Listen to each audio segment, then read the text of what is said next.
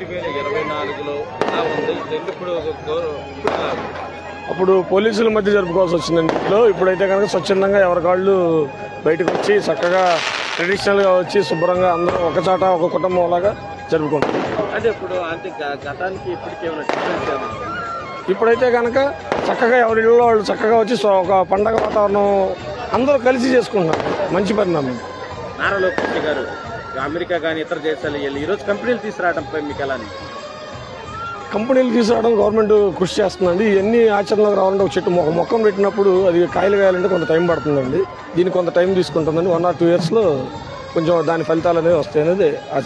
అంటే సార్ చంద్రబాబు నాయుడు గారు ప్రతి ఇంటికి కూడు గుడ్డ నీరు ఉండాలి, 2047 కల్లా ప్రతి ఇంట్లో ఉద్యోగం, సొంత ఇల్లు, వాటర్ అది ఉండాలని చెప్పడంపై మీరేమంటారు? అది అన్నీ కూడా ఆయన చేయాలనే ఆశయం ఉంది. ఆయన హైదరాబాద్ని డెవలప్ చేసినప్పుడు ఆయన 2020 అన్నప్పుడు అందరూ నవ్వారు. నవ్వినప్పుడు కూడా ఆయన 2020 కల్లా చూస్తే మనకి హైదరాబాద్ బాగా డెవలప్ అయింది. ఇక్కడ కూడా అది జరుగుద్దని అందరూ ఆశిస్తున్నారు. అందరూ కూడా నమ్మకంతో ఉన్నారు. అంటే కొంచెం వైసీపీ ఇదంతా డ్రామా తొలి మాటలు చెప్తారు, అది ఇదని మాటలు చెప్పడం తప్ప ఏం లేదని మాట్లాడుతున్నారు. ఎన్నో రోడ్డు మీద వెళ్తానే కుక్కలు మురుగుతూ ఉంటాయండి. కానీ అభివృద్ధి అనేది హైదరాబాద్లో జరిగి చూపించాడు ఆయన. ఇక్కడ కూడా చేసి చూపిస్తాడు. ఆయనకి ఇది లేకపోతే డెవలప్ చేయాలని ఆయన ఎంతో కష్టపడుతున్నాడు.